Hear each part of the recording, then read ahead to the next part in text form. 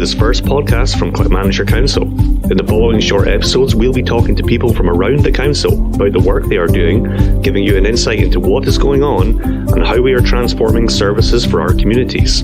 I'm your host, Ali Hare, and today we'll be talking about climate change.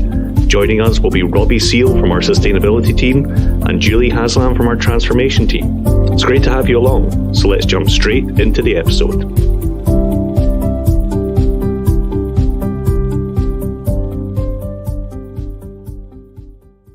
With us today, we have Robbie Seal from the Council's Sustainability team and Julie Haslam from the Transformation team here today to talk to us about climate change and sustainability. Great to have you both with us today. First question then to you, Robbie. Climate change is such a hot topic at the moment. You know, we hear about it in the news, online, in social media. Take us back to basics then. Can you give us a rundown of what climate change is, what's causing it, and why we see so much about it at the moment?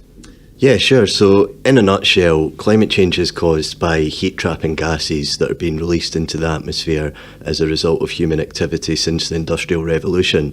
So this is things like our transport system, our energy systems are powered by fossil fuels, and these emissions that are released into the atmosphere are causing an increase in global average temperatures. So modern record keeping for global average temperatures began back in 1880, and NASA data tells us that records were broken in the 1970s, in the 1980s, in the 90s, and various points after the year 2000. So the two hottest years in record, or the joint hottest years in record, were actually 2016 and 2020. So at first when you hear about this, you think, well, you know, living in Scotland, that doesn't sound like such a bad thing. We could do with a bit of extra degrees Celsius throughout the year here. But the trouble is, the physics that underpins climate change tells us that it also results in more energy being trapped within Earth's system. So as global temperatures increase, we see more frequent extreme weather events and a greater intensity in these extreme weather events. So the most recent Intergovernmental Panel on Climate Change report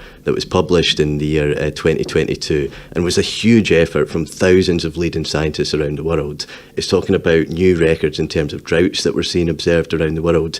And generally, the planet is becoming increasingly hostile to life. So it's really multifaceted threats to us in terms of our infrastructure not being designed to operate in a new climate, food structures having greater pressure being applied to them. And we're also seeing closer to home some of these average temperatures resulting in higher temperatures within Scotland. So, for instance, just last summer, we had a temperature over 35 degrees for the first time since records began.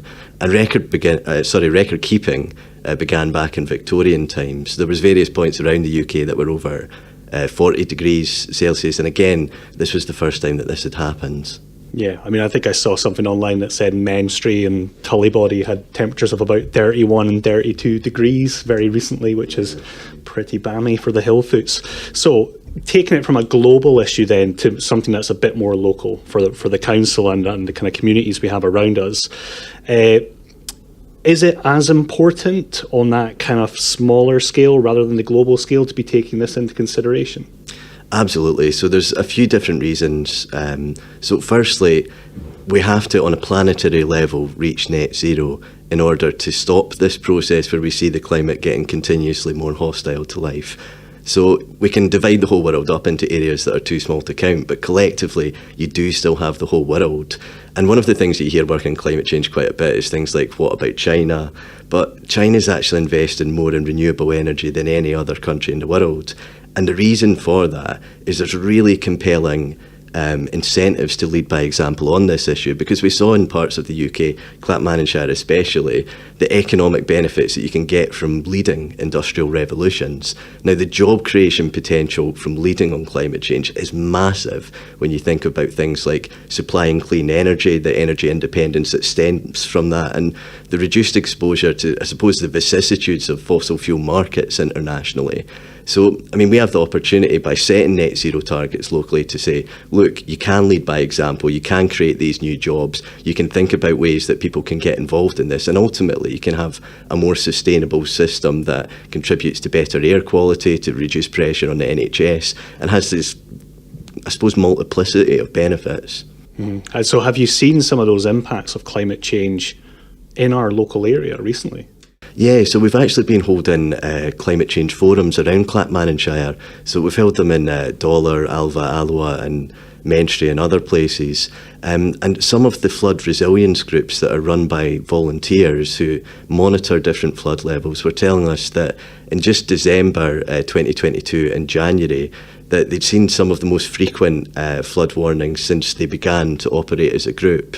And this is something that's kind of, once again, borne out by broader trends in Scotland, because there's been an increase of about 200 millimetres of annual rainfall around Scotland, which doesn't really sound like very much, but because the annual average in Edinburgh is about 700 millimetres, it's actually a real significant change. So when you hear about climate change, you often think about sea levels rising, but really it's changing rainfall patterns that are causing flooding in the short to medium term, and this is something that we can expect to continue. So it's a really significant issue locally. Yeah, and so that obviously kind of focuses in what the council's doing then. So if you're seeing like those flood forums, if you're seeing the impacts of climate change creeping in year after year, and those impacts are having real effects on our community, that's kind of the call to action for the council, right? So what is the council doing about climate change? Well, just back in August 2022, Clackmannanshire Council unanimously passed new targets to reach net zero for our own operations by 2040 and for the Clackmannanshire area by 2045. So there's been a lot of work to engage communities in this to try and get as many different ideas and sort of creative input and really critical thinking on some of the structures that we've put together to deliver on this. We've also set up an internal climate emergency board, which is made up of elected officials from the four parties represented at council, but also senior officers from all service areas. So we've really got a lot of senior leadership buy into this. We've got a lot of new ideas that are being put forward in the Climate Emergency Action Plan. And most importantly, we've got that sort of strategic recognition of the broad benefits that you can get to Clackmannanshires local economy by focusing on this issue and by trying to lead by example on it. Yeah, so you've mentioned net zero there. So something you hear about quite a bit in the news. Can you explain what is net zero? What do we mean by that? It's when we absorb as much in the way of carbon emissions from the atmosphere as we release.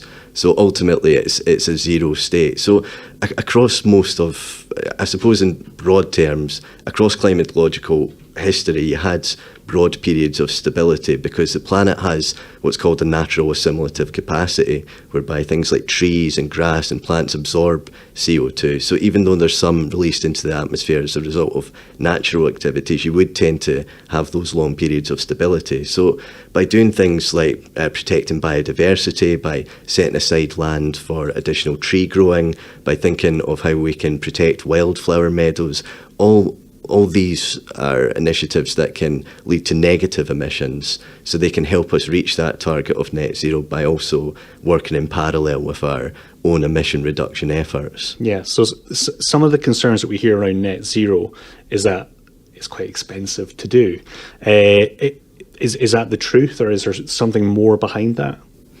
There's a huge amount of things that contribute towards net zero that offer major cost savings. So for instance, it's much cheaper to recycle than send waste to landfill. If we can drive up recycling rates, we can save the local authority money. We can have, I suppose, less or extract and use less finite resources as well. So there's a few benefits in that side of things. Again, when you think about things like active travel, it's much cheaper than getting around by car. Obviously, it's not possible for everybody in all circumstances, but if we can create the sort of infrastructure that makes people feel safe, that makes cycling seem more viable or walking seem more viable to people, there are benefits to the NHS as well as the individual.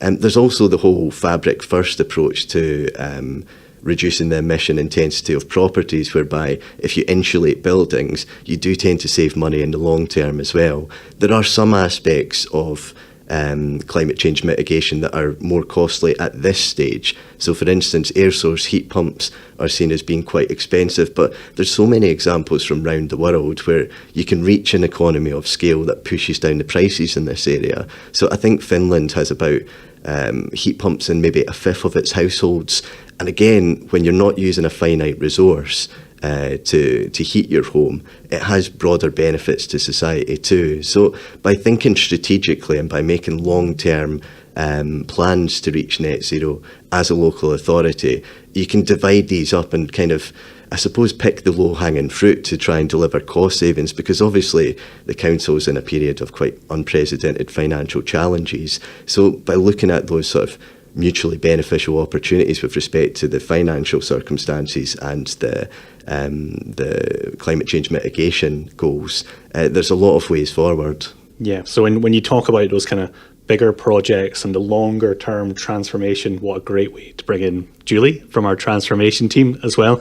Julie, Robbie's been talking a lot about the priorities that we have in terms of climate change, what we need to do going forward, and he was talking there about the longer term stuff, the bigger scale stuff, and really that's probably where transformation comes into it, isn't it? So in the work that you're doing at the moment, is climate change a big significant factor in what you're looking at within the team? Definitely. I think we all know that it's important, not just for Clackmannanshire Council but for the wider area. So part of the transformation team, and our role is that when we're looking at new programmes or new initiatives, that climate change is at the kind of forefront of that, especially when we're looking at strategies. We need to make sure that it links in with the obviously climate emergency strategy that the council's got. So yeah, definitely that we need to make sure that we're really pushing that agenda. Yeah, and so through the work that you've done so far, things like city regional deal and those things, are there examples of where you've had success in terms of climate change, or where things are progressing positively forward? Yeah, I think when we mentioned the city region deal, obviously we're kind of taking small steps to do big projects, but at the moment, in partnership with Stirling Council and Stirling University, we've got the Young Pathfinders programme, so it's working with the secondary schools and working with the pupils to get their ideas, to make sure that we're really educating them as well about what we mean by the bigger picture and climate emergency. So they've got little eco-committees, and they're coming to the forums, they're coming up with different ideas of what they can do within their schools, within their local communities, but also giving us ideas as local authority as well, because we know young people are really passionate about climate change and making sure that the world's a better place for them and next generation. So that's quite a big piece of work that's going on, and we're really excited to hopefully showcase that in the near future. Yeah, that's great. And Robbie, do you feel that that's kind of key to it? It's more than just council officers taking responsibility for what they could do. Is it more everyone's responsibility to look at climate change and consider what they can do? Yeah, definitely. The more people we can get involved, the better, because like I was saying before, there's so many creative ideas across communities in Clackmannanshire, whether it's out in schools, it's community groups. So I think the more people you can get involved in the conversation, the more likely you are to think of more innovative ways of kind of capitalising on some of the benefits that it can offer. And yeah, just coming back to your question about cost, one of the things that I'd meant to say as well is that when we look at the economic costs of not acting on climate change, they dwarf the costs of reducing emissions up front. So, and it's quite intuitive, I suppose, as the old saying goes, an ounce of prevention's worth more than a pound of cure. And you can't really put a price on the relatively stable climate to which life on Earth's adapted. So the sooner that we can act on this, the better. And just to build on Julie's points, we've had quite a lot of engagement across the schools, and there's a lot of really good ideas, because it was young people around the world that got the climate emergency declaration from governments. It was young people that kind of drove that action and felt that people like ourselves, older folk, weren't doing enough on this issue. So I think it's fair to say in Clacks that they've been a driving force behind a lot of the stuff that we're looking at as well. That's really interesting that you're saying that's where the driving force is. But I guess the thing is, we probably all have a responsibility in doing something to help towards that kind of better future that you're talking about. And I think we'll continue to talk about that after we have a short break.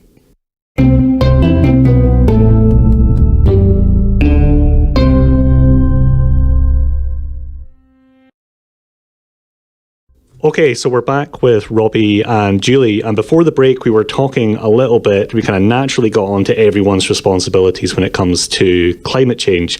So we were talking a little bit about what the council did, but then we managed to get into the realms of what school children were doing, and it's that kind of next generation that are really pushing climate change both within their own bubbles, within schools, within their families, but also that's inevitably almost going to permeate into what the council does. So, Robbie, a quick question for you. What is the council doing at the moment in terms of climate change, and what is really within our sphere of influence that we can help do in the future, do you think? Well, there's a lot of areas that the council is directly responsible for that relate quite heavily to climate change. So, for instance, all 32 local authorities around Scotland have their own buildings which have emissions coming through them, because it's about 80% of buildings in Scotland are heated using gas. So it's still quite a significant source of our emissions. Local authorities are also responsible for collecting waste and recycling, so it's another major opportunity where they can influence emissions, but also things like local economic development, like supporting the development of new energy supply projects, whether it's solar PVs or other green energy generation initiatives. So there's a whole range of areas that the council can directly influence, but also local authorities have a huge role, I suppose, over areas like transport, by virtue of being responsible for local transport planning, for local economic development through their procurement, but also through working with businesses to support them and think about ways that we can help our businesses to reduce their own emissions. So there's a whole range of areas. And in the interim climate change strategy, which Clacks Council is looking to finalise, we've set out 6 themes that kind of hone in on these different areas, and we're taking specific actions under each to think about ways that we can really drive decarbonisation and sustainability across Clackmannanshire and beyond, I suppose, in terms of the influence of wider supply chains. So in the climate change forums that we've set up, we've been taking some of the points from the action plan to the young people, to the residents, to the community groups and to the businesses who've been attending. And we've been trying to get a little bit of critical feedback on that, just to think of ways that we can engage them more, or new opportunities that might not have occurred to us so far. Yeah, so the strategy is ongoing. It's out there. People are working on it. People are developing it. Have you seen any successes so far that we can kind of highlight out? Yeah, absolutely. So we recently launched a competition between schools around Clackmannanshire to see who can save the most energy. So that's the thing. I mean, you've got a lot of ways that you can save energy in terms of putting in insulation, but you can also think about it on a day-to-day basis, and again give people the opportunity to contribute directly to some of these emission reduction ideas. So all of the primary schools around Clacks are competing in that, and we've actually got cash prizes for the winner based upon a programme that was run by the council in 2015, where the cost savings more than paid for themselves from the programme. But now we've seen energy prices increase so much that it's got much more potential in the way of cost savings as well as emission savings, and that kind of collaborative way of getting people involved from across the county. Yeah, it's everybody doing their own little thing, isn't it? So all these little pieces adding up to a much bigger impact at a larger scale. There's one thing that I wanted to pick up on you there, which was about collaboration.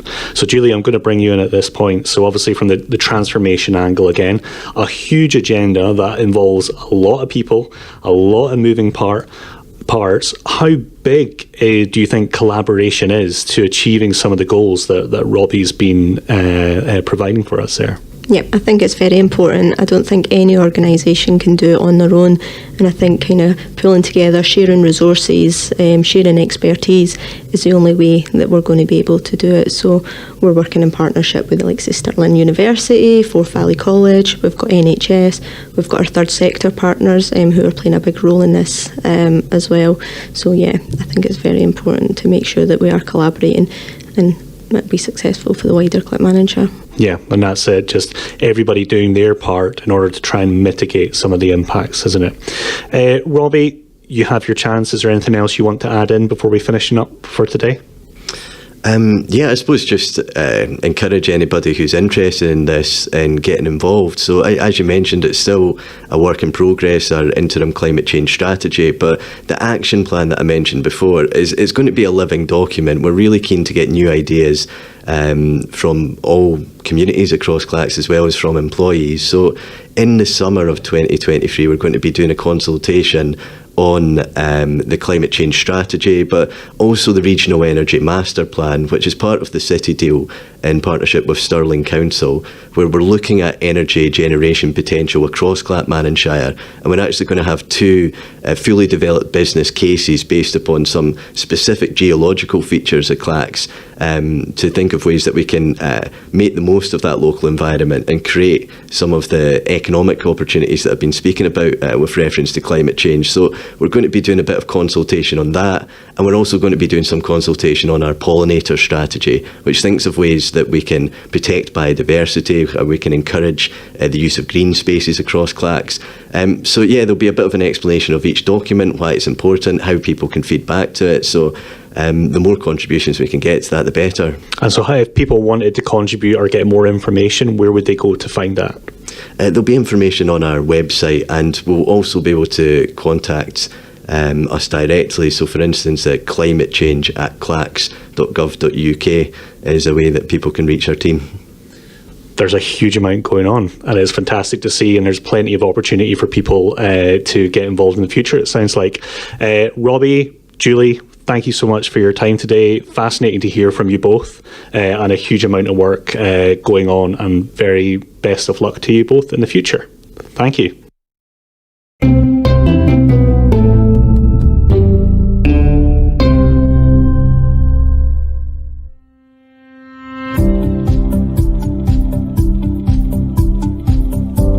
Well, you've made it to the end. Thanks for listening to our podcast. Our guests today were Robbie Seal and Julie Haslam, and your host was Ali Hare. This podcast was brought to you by the Workforce Development and Learning Team at Clackmannanshire Council and was produced by Adam Piru.